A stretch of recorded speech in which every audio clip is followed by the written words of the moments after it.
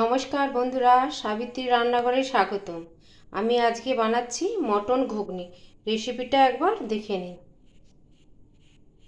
আমি এখানে নিয়েছি একটা প্রেসার কুকার, আর এখানে নিচ্ছি মটরটা আমি 5 থেকে 6 ঘন্টা ভিজিয়ে রেখেছিলাম। আর এখানে দুটো আলু, মিডিয়াম সাইজের আলুটা একটু বড় বড় সাইজে কেটেছি। আলুটা বেশি সেদ্ধ হয়ে যাবে, তাই জন্য আমি একটু বড় সাইজের দিয়েছি। এখানে দিয়ে দিচ্ছি জল পরিমাণ মতন, এইরকম দিলেই হবে। এবার দিয়ে দেবো আমি 1 চামচ লবণ, ছোটো চামচ 1 চামচ হলুদ। একটু আমি নাড়াচাড়া করে দিয়ে এইটা আমি প্রেসার কুকারটা ঢেকে দেবো। প্রেসার কুকারটা ঢেকে দিয়ে আমি 3টে এখানে সিটি দেবো। এখানে কড়া বসিয়ে দিয়েছি, কড়াটা আমার গরম হয়ে গেছে। আমি দিয়ে দেবো সর্ষের তেল, একটু বেশি করে তেলটা আমি দেবো।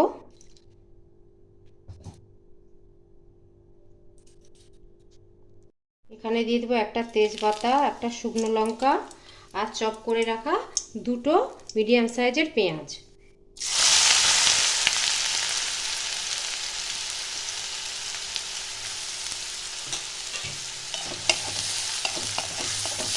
পেঁয়াজটা আমি হালকা করে ভেজে নেব।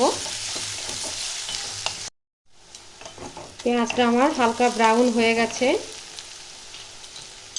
এবার দিয়ে দেবো 2 চামচ আদা রসুনের পেস্ট।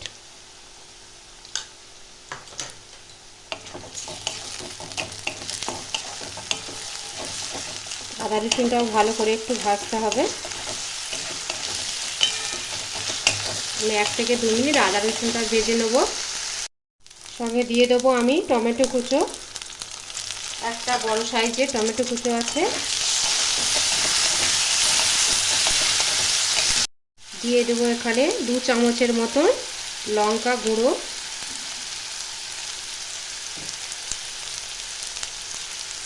হলুদ গুঁড়ো ছোটো চামচের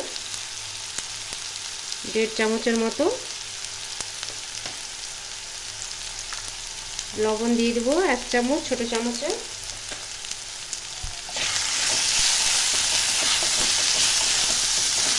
সব মিশিয়ে ভালো করে একটু কষিয়ে নিতে হবে। মশলাটা আমার কষানো হয়ে গেছে। এবার দিয়ে দেবো মটন এখানে কিমা কড়াই আছে, বাজার থেকে কিমা করে নিয়ে এসেছিল। আর এখানে একটু চর্বি আছে, এখানে আছে 200 গ্রামের মতো।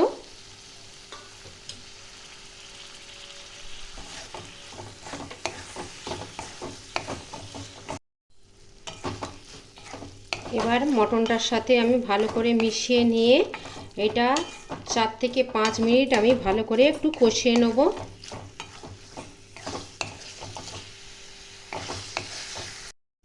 এটা আমি 5 থেকে 7 মিনিট কষিয়েছি। এটা মোটামুটি তেল ছেড়ে গেছে, হয়ে গেছে। এবার আমি মটরগুলো দেখব। মটরগুলো দেখুন গোটা গোটা আছে, কিন্তু সেদ্ধ হয়ে গেছে। আলুটাও সেদ্ধ হয়ে গেছে। এইগুলো এবার আমি দিয়ে দেবো মটর আলুটা জলটা সমেত।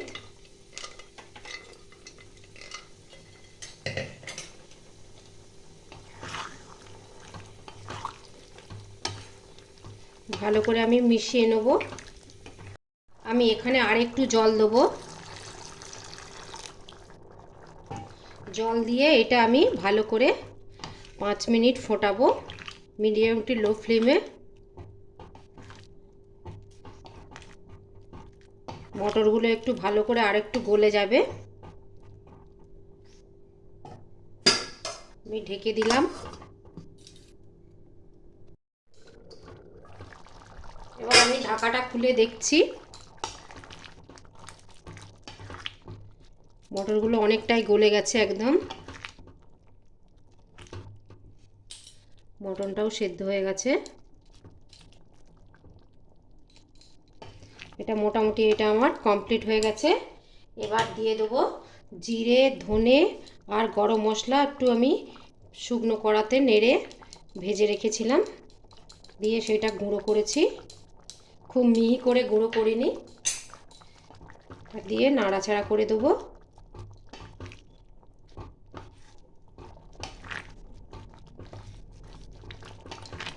এটা এবার কমপ্লিট হয়ে গেছে। এবার আমি এটা নামিয়ে নেব, দিয়ে সার্ভ করব। উপরে একটু আমি শসা কুচি দেবো, একটু পেঁয়াজ কুচো,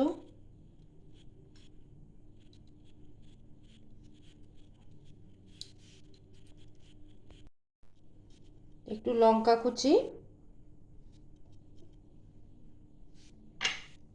একটু ধনে পাতা কুচি,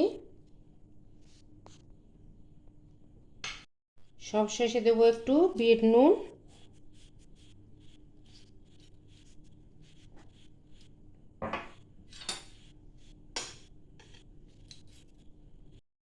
আমার ভিডিওটা আপনাদের ভালো লাগলে do like, share, comment, subscribe করতে ভুলবেন না।